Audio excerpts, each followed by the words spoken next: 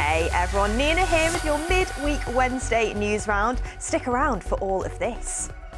We hear your thoughts on the plans to make banning phones in school law.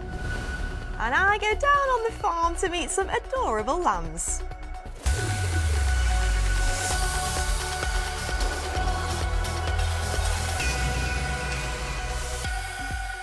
First today, is your school phone free? Lots of schools already have their own rules around phones, but now the government want to make it a legal requirement to ban them in school. Shaniqua sat down with the BBC's education reporter Kate McGough to find out more.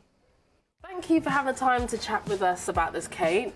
Can you just explain what is the phone ban? Well, this is essentially rules just for schools in England, and it is a ban on smartphones in schools. There's already guidance out there that the government put forward saying that schools should be phone-free. But Ofsted, which are the regulator who monitor schools and inspect schools, they already have to look at a school's mobile phone policy, and they've had to do that since the guidance was introduced earlier this year. But the way that schools can do this has been quite varied. So a lot of schools have this policy called no see, no hear, where your phone is switched off and in your bag and you're not allowed to take it out. Other schools have lockers or pouches for phones, and this guidance already exists. The government put it out in February, but what's changed today is it's now going to be legal requirement for the schools to follow this guidance. Right. So what change will happen in schools? At the moment, you might not see anything immediately. I think we're still waiting for a bit of clarity from the government about how this will be different. A lot of campaigners are saying that those no see, no hear policies that I talked about, where your phone's, you've got it, but it's switched off, they're saying that's not good enough, and they want to see a really explicit ruling out of that policy. So if that does happen, then it could be a change, and you could suddenly have lockers in your school or pouches in your school. So that might be the biggest thing, because at the moment most schools have that policy where you can keep it in your bag. Yeah. So, but obviously that would be a cost for schools. They'd have to pay for new lockers, new pouches. So that could be the biggest change if that is ruled out. Okay. And when do we think this is going to happen by? So at the moment it's going through Parliament, and you know, once it passes, gets the King's royal assent, it could be as early as September, but it might be a bit later on in the year. Thank you for explaining that for us. Thanks. Well, you've been having your say about this over on the Newsround website. Lots of you aren't allowed your phones out at school, like Gaia Papaya, who says we have to put our phones into pouches and give it to the teachers so we don't use them in lessons. Pretty reasonable if you ask me. Sour Flower has a similar system at their school. They said we have a box that you put phones in at the start of the day and then you take yours back at the end of the day. It's been flawless so far, no problems. But Rainbow BGT Swifty doesn't agree with the ban. They said they get more distracted by people than their phone, and Rainbow Catty Corn says they aren't allowed their phones in school in the first place. Well, thank you so much, guys, for getting in touch. As always, we love to hear what you think. And for more information about this story, including what politicians think about it and also what the rules are in other parts of the UK, head to the Newsround website. OK, there's been plenty going on in the world of football, so let's take a quick look. Starting in the Championship, it's a great time to be a Coventry City fan. They've secured the title after beating Portsmouth 5-1. They were already going up to the Premier League, but will now go up as champions. Meanwhile, at the other end of the Championship table, Leicester City are being relegated to League One. That's the third level of football in England. They needed a win last night, but could only draw against Hull. And in the Premier League, you might want to cover your ears if you support Chelsea. They've lost their 5th game in a row. This time it was against Brighton, crashing to a 3-0 defeat.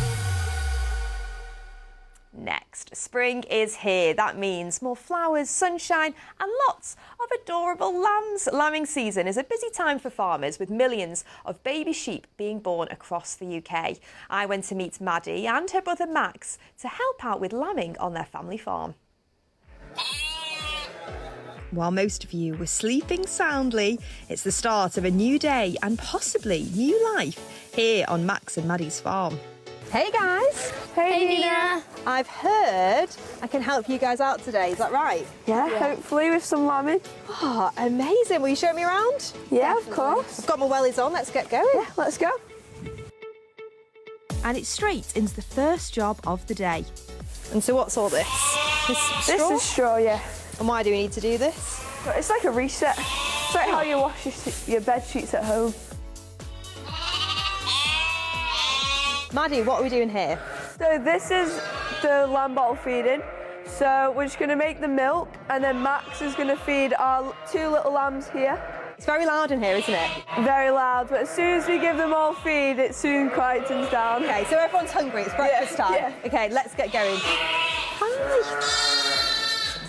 So, how many sheep have we got behind us here? We've got about 65. And they're all pregnant? These are all pregnant. In that little bit over there, they're all singles, and then these are twins and triplets. Green means they're having 2, and pink means they're having 3. Right, so they've got little marks on them. Yeah. Pink is 3, green is 2. Amazing. What are the signs that maybe we might see lamb be born? So after we fed them, they all go to the food. But then if there's one behind that's on the back wall, then you're like, that's a sign.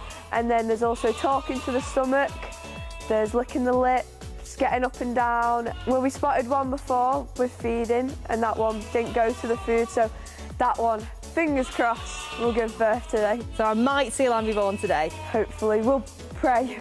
And we didn't have to wait long. So if you can see, there's one right there at the back who his placenta's out, so that shows that it is 100% going to give birth. There we go, it's starting to push now, so there's a good chance maybe soon.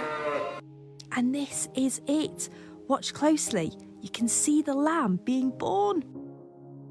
Sometimes farmers, like Max and Maddie's dad, step in to give a little bit of help, clearing the lamb's airways so they can breathe. I can't believe I got to witness that. What was it like for you guys? I think Maddie's got used to it. Yeah, but I've only seen it like 9 times. Maddie's seen it like 20, so. Yeah, I love it, and it's good like watching it as well, like watching it give birth, so then you can just see everything. After being checked on by Dad, Max and Maddie helped set up the mothering pen. And now it's time to let mother and baby bond after a special morning on the farm. Adorable. I wonder what they'll name the baby lamb. Maybe Nina? That's your news, rounded up from the TV team for now, but there's loads more of the day's top stories over on the News One website. Join me again tomorrow, same time, same place. Don't miss it. I'll see you all very soon. Bye.